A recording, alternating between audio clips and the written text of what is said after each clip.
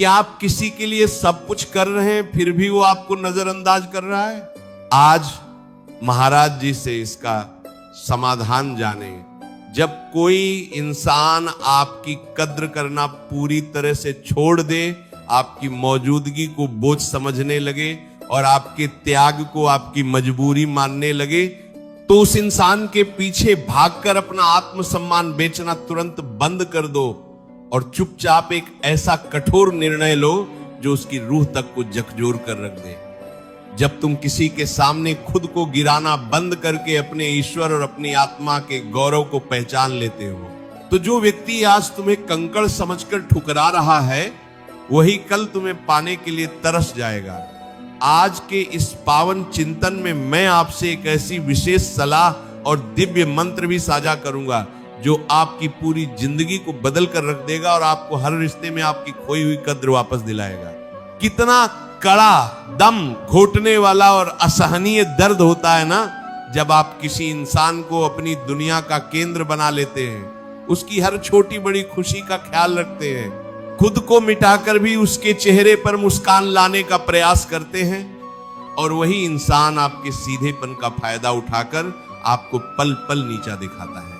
आप रोज सुबह इस उम्मीद में उठते हैं कि आज शायद उसे मेरी मेहनत, मेरी वफादारी और मेरे प्यार का एहसास होगा, लेकिन शाम होते होते उसका रूखा व्यवहार, उसकी अनदेखी और उसकी कड़वी बातें आपको फिर से उसी बेबसी, कड़वाहट और भयंकर मानसिक पीड़ा के गहरे अंधेरे कुएं में लाकर पटक देती हैं। वो रातें जब आप अपने ही बंद कमरे में अकेले बैठकर सीने पर हाथ रखकर सिसकते हैं, अपने भाग्य को कोसते हैं और भीगी आंखों से उस सामरे सरकार की ओर देखकर पूछते हैं कि हे प्रभु, आखिर मैंने कौन सी ऐसी गलती की थी? क्यों मेरे ही अपनों ने मेरे असीम त्याग को इतना बेमोल समझ लिया?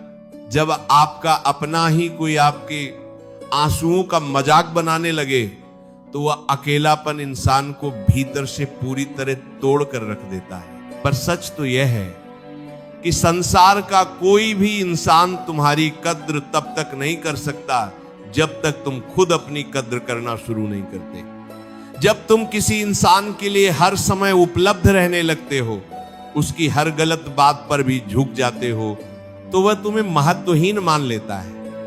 भगवान श्री कृष्ण भगवद गीता के 6 अध्याय में स्वयं कहते हैं कि उद्धरेदात्मनात्मानम मनात्मानम वसादयेत आत्मैव ह्यात्मनो बंधुरात्मैव रिपुरात्मनो। अर्थात अपने द्वारा अपना उद्धार करो, खुद को पतन के मार्ग में मत ढकेलो, क्योंकि तुम स्वयं ही अपने सबसे बड़े मित्र हो और स्वयं ही अपने सबसे बड़े शत्रु हो। कड़वा सच तो यह है कि तुम आज उस इंसान के लिए इसलिए तड़प रहे हो क्योंकि तुमने अपनी आत्मा के सम्मान को उस स्वार्थी व्यक्ति के पैरों में रख दिया है। विधाता तुम्हें इस उपेक्षा और अपमान की भट्टी से इसलिए गुजार रहा है ताकि तुम्हारी आंखों से इस झूठे मोह का पर्दा पूरी तरह हट सके और तुम यह समझ सको कि जहां कद्र ना हो वहां रुकना अपनी ही आत्मा का घोर अपमान है। इसका समाधान उस इंसान के सामने बार बार रोना, उससे प्यार और इज्जत की भीख मांगना या उससे बदला लेने की भावना रखना बिल्कुल नहीं है, बल्कि इसका अचूक समाधान है पूर्ण खामोशी धारण करना, उसके जीवन से चुपचाप पीछे हट जाना और अपनी सारी ऊर्जा अपने ईश्वर और अपने चरित्र निर्माण में लगा देना। जब कोई आपकी कद्र करना छोड़ दे, तो बस ये एक काम करो कि उसके जीवन से अपनी मौजूदगी को पूरी तरह से हटा लो। न कोई शिकायत करो, न कोई बहस करो, न अपनी सफाई दो। बस एक शांत और शक्तिशाली मौन धारण कर लो। जब तुम अपनी बिखरी हुई भावनाओं को समेट लेते हो, अपनी लगाम उस सामरे सरकार के हाथों में सौंप देते हो और शांत होकर अपने करियर और पुरुषार्थ पर ध्यान देते हो, तो तुम्हारा सारा मानसिक तनाव उसी क्षण कपूर की तरह उड़ जाता है। समाधान यह है कि तुम परिस्थितियों के साक्षी बन जाओ। जब तुम खुद को शून्य से उठाकर अपने आत्मसम्मान के शिखर पर ले जाते हो, तो जो तुम्हें नजरअंदाज कर रहा था उसका सारा घमंड कांच की तरह बिखर जाता है। जब इंसान अपनी कद्र खुद करना शुरू कर देता है और ईश्वर के शरण में निष्काम कर्म करता है, तो पूरी दुनिया उसके सामने नतमस्तक हो जाती है। इसी परम सत्य को गहराई से समझने के लिए हमें पुराणों के उस अलौकिक प्रसंग की ओर चलना होगा, जहां एक परम दिव्य देवी के भक्ति भाव और समर्पण की जब उपेक्षा हुई तो उन्होंने किसी से शिकायत नहीं की, बल्कि चुपचाप आत्मसम्मान के साथ तपस्या का मार्ग चुना और वो मुकाम पाया कि साक्षात परमात्मा भी उनके सामने विवश हो गए। यह अमर गाथा है श्रीमद् भागवत पुराण में वर्णित परम भक्त देवी शबरी की। शबरी जी का जीवन बचपन से ही उपेक्षा और तिरस्कार से भरा हुआ था। वे जिस समाज में पली बढ़ी वहां किसी ने कभी उनकी कद्र नहीं की। उनके सीधेपन, उनकी सादगी और उनकी भक्ति को लोगों ने तुच्छ समझा और उन्हें हर जगह से दुत्कार दिया गया। लेकिन शबरी जी ने किसी इंसान से अपनी कद्र कराने की भीख नहीं मांगी। उन्होंने रोने और अपनी तकदीर का रोना रोने के बजाय चुपचाप महर्षि मातंग के आश्रम की ओर रुख किया। जब आश्रम के अन्य शिष्यों ने भी शबरी जी की सादगी और उनकी जाति का अनादर किया और उनकी कद्र नहीं की, तो शबरी जी ने कोई विवाद नहीं किया। वे चुपचाप भोर में उठकर रस्सियों के चलने वाले मार्ग के कांटों को साफ करती, रास्ते में मीठे फल चुनकर रखती और बिना किसी को दिखाए निष्काम सेवा करती रही। उन्होंने अपना पूरा ध्यान केवल ईश्वर के चरणों में लगा दिया।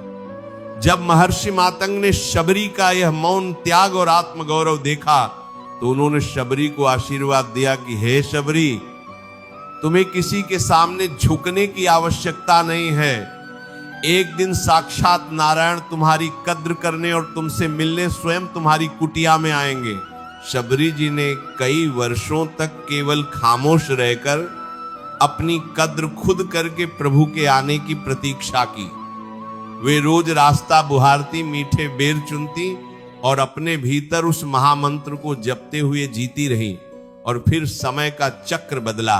जब साक्षात भगवान श्री राम और लक्ष्मण जी ऋष्यमुख पर्वत की ओर जाते हुए बड़े बड़े राजाओं, ज्ञानियों और महर्षि के आश्रमों को छोड़कर केवल शबरी जी की कुटिया में पधारे।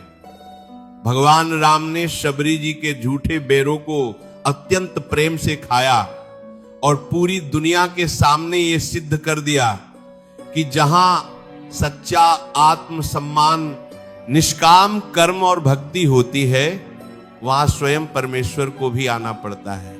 जो लोग शबरी जी की कद्र नहीं करते थे वे सब देखते रह गए और शबरी जी की भक्ति का यश संपूर्ण ब्रह्मांड में अमर हो गया।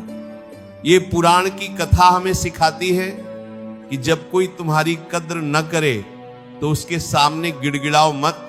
अपनी भक्ति और अपने पुरुषार्थ में इतने लीन हो जाओ कि स्वयं विधाता तुम्हारा मान बढ़ा दे। रिश्ताओं की कड़वी सच्चाई भी यही है कि लोग आपकी अत्यधिक उपलब्धता और अत्यधिक झुकाव का गलत फायदा उठाते हैं। जब आप हर समय किसी को यह एहसास कराते हैं कि आप उसके बिना जी नहीं सकते, तो वो आपकी कद्र करना पूरी तरह बंद कर देता है। लेकिन जैसे ही आप शिकायतों से दूर होकर पूरी तरह खामोश हो जाते हैं, उसके सामने समय और प्रेम की भीख मांगना बंद कर देते हैं, अकेलेपन में अपनी कला, अपने करियर और अपनी पहचान को निखारने लगते हैं, तो दुनिया का अहंकार अपने आप टूटने लगता है। सफलता और आत्म शांति का रास्ता कभी भी दूसरों के सामने मिन्नतें करने से होकर नहीं गुजरता। वह तो हमेशा अकेलेपन की इस भट्टी में तपने और अपने आत्मसम्मान की रक्षा करने से होकर गुजरता है। मानवीय अनुभव गवाह है कि जो इंसान अपनी पीड़ा को अपनी सबसे बड़ी ताकत बना लेता है और चुपचाप अपने लक्ष्य की ओर बढ़ जाता है, उसे दुनिया की कोई भी ताकत कभी परास्त नहीं कर सकती। किस्मत का रोना वो रोते हैं जिन्हें अपनी आत्मा के भीतर छिपे उस परमात्मा के अंश का एहसास नहीं होता।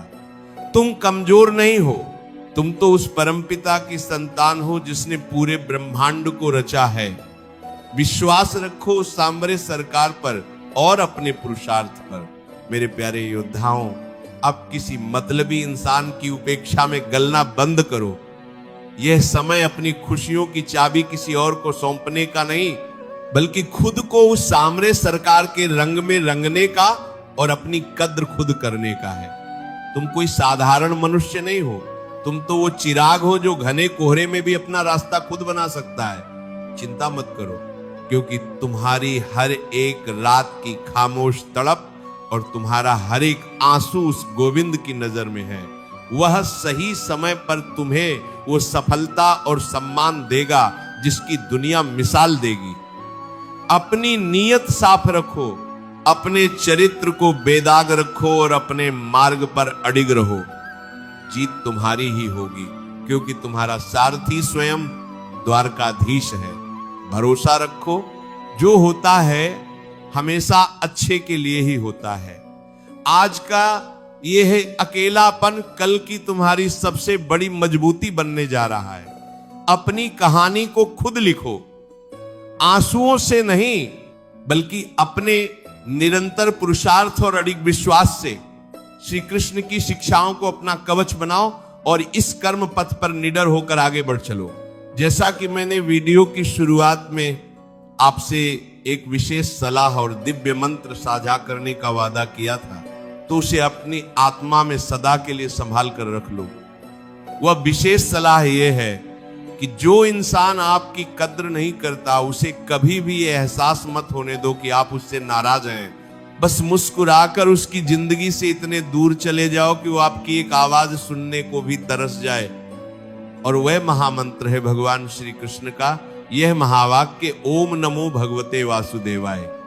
जब भी कोई आपकी कद्र न करे और आपका दिल दुखे, तो चुपचाप इस मंत्र का जाप करते हुए अपने काम में लग जाओ।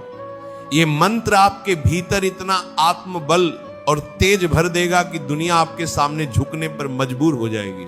मेरे प्यारे साथियों, आज की यह प्रेरणा केवल सुनने के लिए नहीं है, बल्कि इसे अपने जीवन में उतारने के लिए है। किसी के पीछे भागना छोड़ो, अपनी कद्र पहचानो, उस दिव्य मंत्र को अपने जीवन का आधार बनाओ और देखो कैसे तुम्हारी पूरी दुनिया बदल जाती है।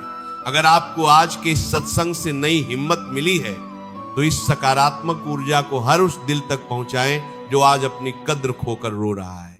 अपनी भावनाओं को साझा करने के लिए और खुद से ये अटूट वादा करने के लिए कि हाँ प्रभु, मैं अब किसी के सामने झुकूंगा नहीं, बल्कि आत्मसम्मान के साथ अपने कर्म पथ पर आगे बढ़ूंगा। कमेंट में राधे राधे लिखें, सब्सक्राइब करें और अंत में राधे राधे जय श्री कृष्ण लिखो।